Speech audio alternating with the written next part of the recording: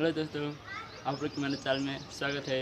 और मेरा नाम उदय कुमार सिंह और आप लोग देख रहे हैं एस्टिक चैनल। और आज आप लोग के लिए अपने यूट्यूब के लिए कैसा ही बेस्ट वीडियो बनाइए और इंट्रो बनाइए। इससे पहले मेरा चैनल को आप लोग लाइक एंड सब्सक्राइब करें।